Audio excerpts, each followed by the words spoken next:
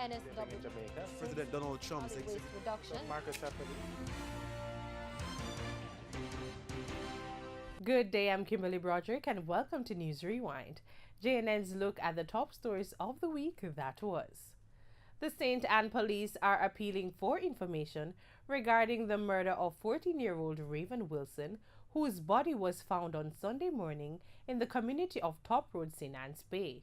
Raven, who was a student of the Ocherius High School, was reported missing on Friday when she did not return home from school. The mutilated body of the teen was found in a plastic bag meters away from her home in the Top Hill community Sunday morning. It reportedly had marks of violence. Laverne Morgan, the mother of the deceased, overwhelmed with emotions, shared her account of how she found her daughter's body. I'm good on there. I'm a bit in there. I really don't know nobody know. Really don't nobody know. When I see Raven, I see a sucking finger and walk a sucking finger. Raven don't do nobody know. I don't like to ask the man they say, what Raven do you? And whosoever do Raven so. Right? Raven innocent. Still puzzled about the motive behind her daughter's murder, Laverne is in disbelief that a person could have hurt her daughter. She asserted that Raven was loved by many. The community love Raven. Love Raven, because this morning, I tell us, say, everybody break down. Because everybody can't believe.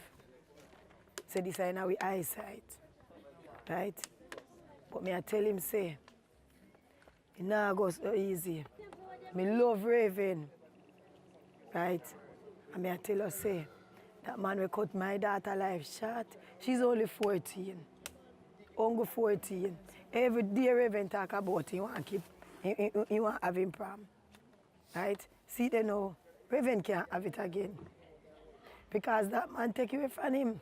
Minister of State in the Ministry of Education, Floyd Green, describes the brutal killing of Raven Wilson as cruel, inhumane, and barbaric. Making reference to the recent spate of child murders, he stresses that there seems to be a worrying trend as perpetrators are dismembering their victims. The state minister is urging members of the community to come forward with any information that can assist the police with their investigation. Head of the St. Anne Police Division, Senior Superintendent Michael Smith, is urging persons to come forward with any information they may have. He is assuring anyone who can assist with the probe that the information they give will be dealt with confidentially. We definitely want to offer our condolences to the members of the family and to tell them that we are in it with them, and we are appealing to anybody who would have had any information on this incident to come forward and let us solve this heinous crime as early as possible. They can contact me at 822-1329, and the information will be held in the strictest of confidence. We want to assure the family members that we are working with them, and we're asking them to just come forward with whatever information they have. Raven now joins what is seen as an increasing number of child murders across the island. Yet Hannah Francis was another 14-year-old who was murdered in Kingston in August. She was raped, murdered, and her body set ablaze. Civil society organization Hear the Children's Cry is calling on the Prime Minister to do more to protect the nation's children. Marian Mari has more. There is a worrying trend that has taken root in the Jamaican society. That is the attack on our children. Founder of Hear the Children Cry, Betty Ann Blaine, is concerned about what is occurring to the nation's children. The number of children killed as at the end of September is 35. Mrs. Blaine fears that the number might increase by the end of the year. She feels an intervention by the Prime Minister will help. Government has the resources that certainly no NGO has, right? And so I believe that there are solutions, but it's going to require the political will to implement some of those, and it's definitely going to require the resources. So when I talk about a summit, I'm not talking about a talk shop. Been in this business too long to want to be talking anymore. Yes. We simply want to bring the critical people around one table, particularly the decision makers, and particularly those in the private sector that can, in that meeting, say, look, if you need a couple $1 million, here it is. There is a key area Mrs. Blaine would like to see addressed. At the very least, Michael, our children should be able to go to school and come home from school safely. That's an area that I think if we got met around one table, we could agree on what we could do. I believe there are things we can do in terms of the transportation of our children. And then we could get the resources to do them. And as it relates to route taxis, Here is what I have in mind, for example. Our children are taking taxis and route taxis all across the country, particularly rural children. I would want to know who those must know who those taxi drivers are. Yes. So they have to be registered. They have to be regulated. So we must know who they are. They must pass a test because you can't.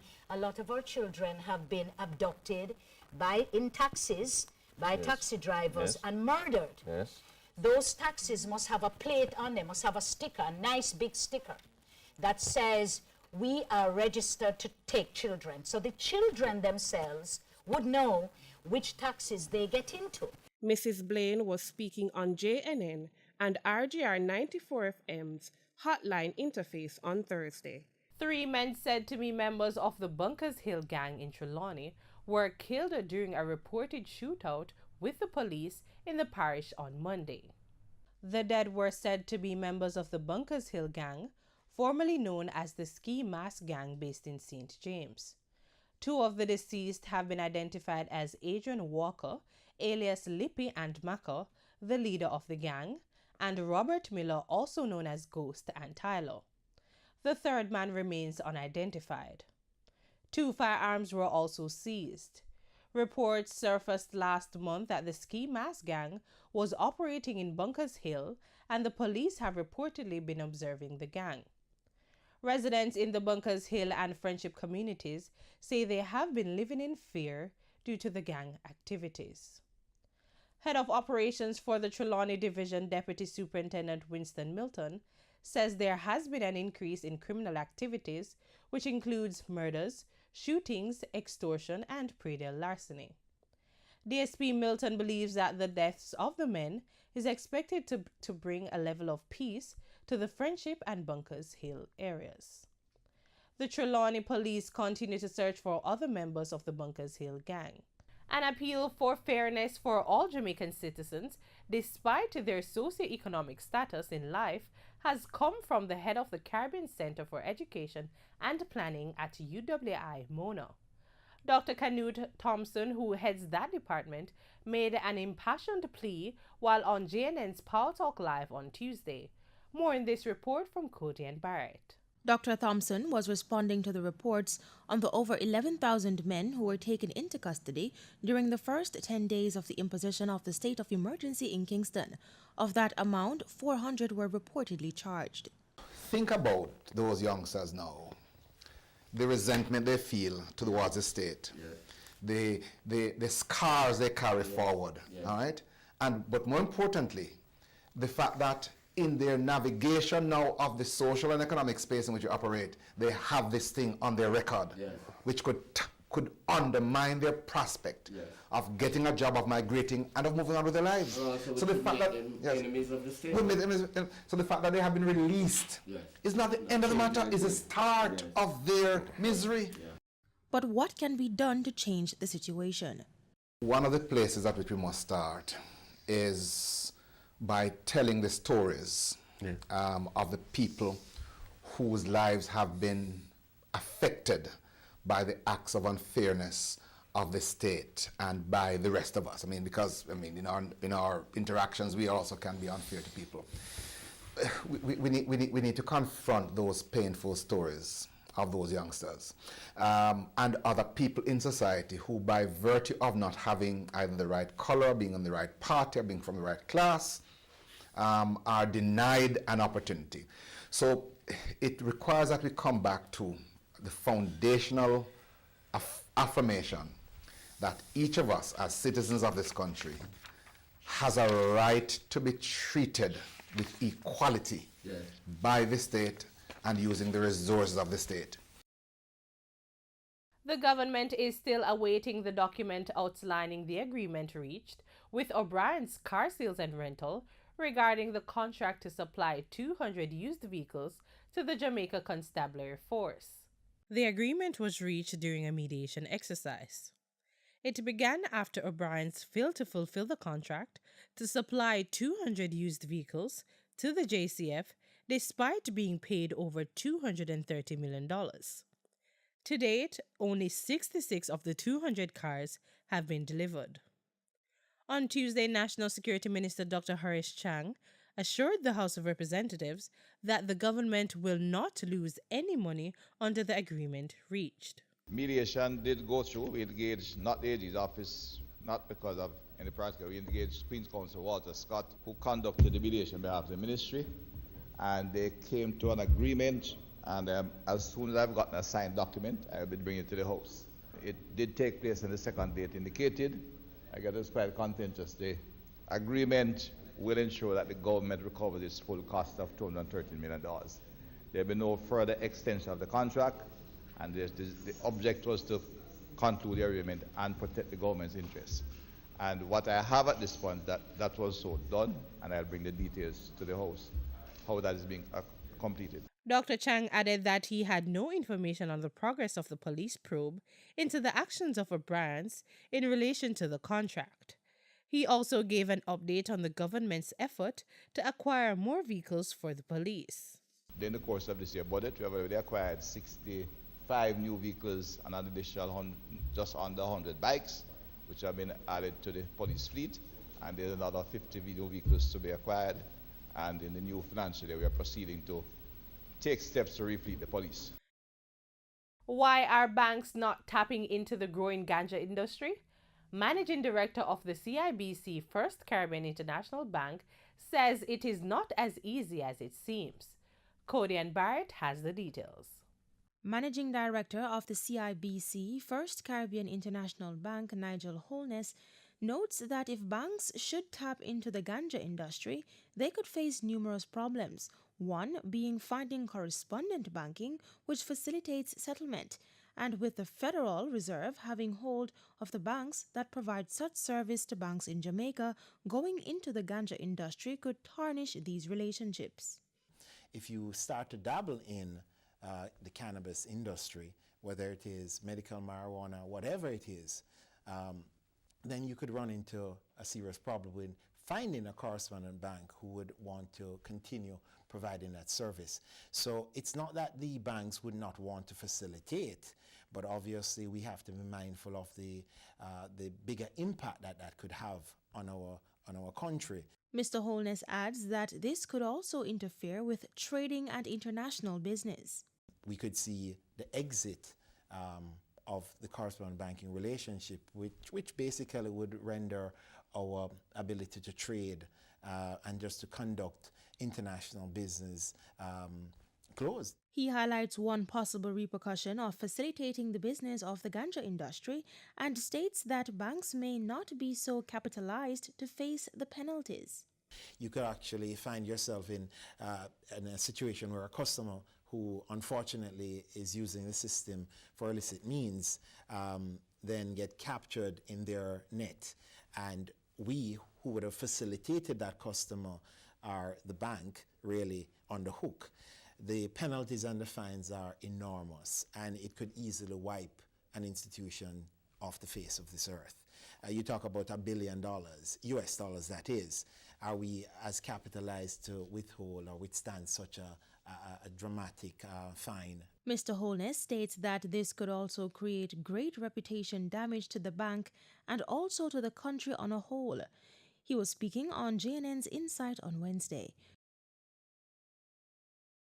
Concerns have been raised by the Independent Commission of Investigations, INDECOM, about the Health Ministry's plan to discharge over 400 patients from the Bellevue Hospital in Kingston. Concerns are being aired concerning the National Water Commission's application to the government for a rate increase. A principal of a high school has reportedly said that the increases being sought by the NWC will be strenuous, especially for educational institutions. The new rate structure proposed could result in water rates for some schools, commercial entities, and condominiums going up by 36%. Their sewage costs would increase by 46%. Past president of the Association of Principals and Vice Principals and principal of Old Harbor High School, Linton Ware, describes the application as ridiculous. Currently, we are paying $230,000 per month for water bill. And if we're talking about an increase of 36%, that is going to be significant. And, it means that in coming up with an increase of 36% added to a $230,000 a month, it means that we will have to put some things on hold to ensure that the water bill is taken care of. So I find it rather strange that at this time we are going to increase by that particular percentage. Mr. Ware notes that schools may have to cut some of their programs to afford the water bills. Especially in times like these when it is very, very trying, we want to focus on the business of teaching and learning. We want to focus on education itself. And if it is that we have to put off a program or take money from a program that we would normally fund to pay water bills, that by itself is going to be extremely strenuous on us as school practitioners. He says while he understands the NWC needs the additional revenue, the rates should be increased by a lower percentage. In the meantime, Mr. Ware is suggesting that if the NWC increases are approved, the government should put a concession in place for schools. Because when you look at schools, in terms of my school, I mean, we have a total population of 2,500 students. And let us say, for example, in the secondary school, our numbers are large. So special consideration should be given to schools in terms of the different things that we have to do at school. I mean, students using water for their own use in terms of what they drink, in toilets, to flush toilets, to do the necessaries. Those of us who have farm situation, because we have a massive farm at Old Harbor High School and we use a lot of water. President of the Jamaica Confederation of Trade Unions, Helene Davis White, has said that if the rate hike is granted, the Education Ministry will need to increase its allocation to schools for water bills. We take a break. News Rewind will be right back with the other top stories of the week that was. NSW President Donald Trump's waste reduction. Marcus Welcome back to News Rewind. I'm Kimberly Broderick. We now continue our look at the top stories of the week that was. There has been some progress on the motion submitted to Parliament, which is geared toward the decriminalization of abortion. More in this report from Marion Mary. Health Minister Dr. Christopher Tufton has given a commitment to have a parliamentary committee review recommendations made by an abortion policy advisory group. The group suggested that the issue of abortion be dealt with under civil laws instead of under the criminal law. Dr. Tufton made the pledge as he made his contribution to the debate on a motion aimed at allowing Jamaican women to safely secure abortions. Dr. Tufton noted that the advisory group was set up in 2005 and submitted its report in 2008. He is calling for the assembly of a joint parliamentary committee to review the report and make recommendations. Number of meetings took place, 17. My colleague led that, and a report was in fact generated. The issue now is what happened after. And sad to say, Mr. Speaker, members, nothing. And so, given the interest, given the concern, and certainly from a public health perspective, the concern of the Ministry of Health, the concern of the population, the concern on both sides, I believe that the time is now right for us to find a way through a joint committee to review that report, pull that report back from the Hansard and wherever else it is, review the recommendations of that committee, and if there is a need to add further work, then we add further work in terms of consultation. In addition to the repeal of the current legislation on abortion, Member of Parliament Juliet Cuthbert Flynn is seeking an adjustment to the surrounding circumstances. This, she feels, might make it easier for women should they choose to carry their pregnancies to term. The adoption policy, and we're trying to make that easier. I think that needs to speed up very fast, where women will, there are lots of women who actually want to possibly adopt in Jamaica, and it's very difficult to do so. So I think I want to see that happen, where if it is that persons, at least they'll know, okay, I can, if at the time when they give birth and they still want to put the child up for adoption, that they can. And it will be done. I see the link you're making right. now. It will be done in a speedy manner. Dr. Tufton is committed to ensuring the recommendations of the new parliamentary committee is taken to cabinet for a decision. The chairman of PAAC, Wickham McNeil, says the efficiency of that committee is being compromised. He was speaking on JNN and Power 106 FM's Power Talk Live on Tuesday, and we have more in this report from Michael Sharp. The House of Representatives, by convention, has appointed for many years an opposition member to head specific committees. This was brought in to ensure oversight of the running of the people's affairs. Now the opposition says there's some pushback at this time-honored way of operating. Only in the last 2 years you have seen this growing resentment to it. Now, the resentment has come about because largely the PAAC has gone in and uncovered some things that are, in my estimation, wrong. The bushing program, that 600 million bushing program was bad. Last year, December, we went into the used car, police used cars, 200 used cars, which we have gotten 30-something to date. We uncovered that. It has been a series of issues going on, which culminated in Petrojam, then Nessal, Universal Service Fund, etc. Now, I found former Prime Minister Golden's letter very, very insightful, and he said something that is so true. You know, what is happening here, they're trying to shoot the messenger. The problem is not the committee. The committee is doing its work. We are defending the people of Jamaica. We're providing oversight and insisting on good government. Going forward, the PAAC chairman says the matter will be referred to what is described as a Standing Orders Committee, which addresses how Parliament is run. He pointed to two approaches. One is the actual entrenching of opposition being chairman of these committees, and two, how that functions. And I just say to you, I go back to what I said. Nobody in government who is handling public funds should have any fear of transparency and openness.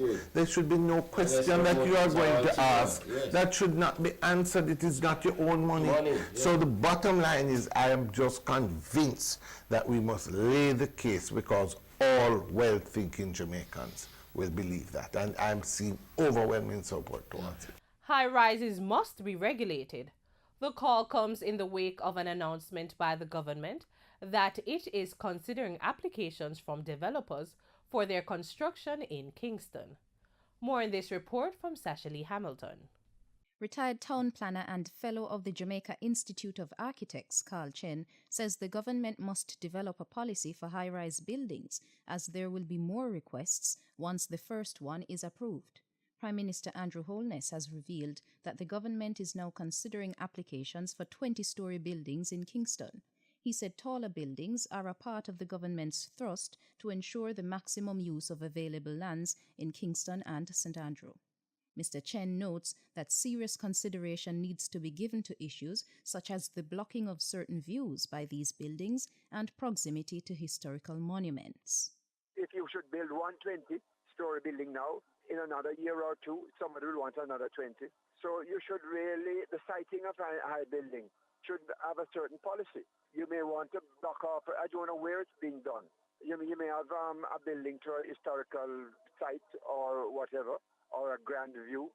So all those things, all the planning considerations must be taken into consideration. Mr. Chen says it is important that the authorities ensure the infrastructure is put in place to support these buildings, which will hold larger volumes of people. The downside will be your ability to provide the infrastructure for it and the additional cost. Obviously, you're going to be having a lot of people wanting to use the bathroom and at any one time. So you'd have to have piping in the building to carry out the store. Then you'd have to have the pipe in the road to carry that volume of store. What about the parking and the total number of that and the access to it? Because it's going to generate, obviously, a large number of cars or a large number of people. So you have the planning problem. So it depends now for a full professional assessment on the viability of the project. And that's your News Rewind for this week. I'm Kimberly Broderick. Thanks for watching.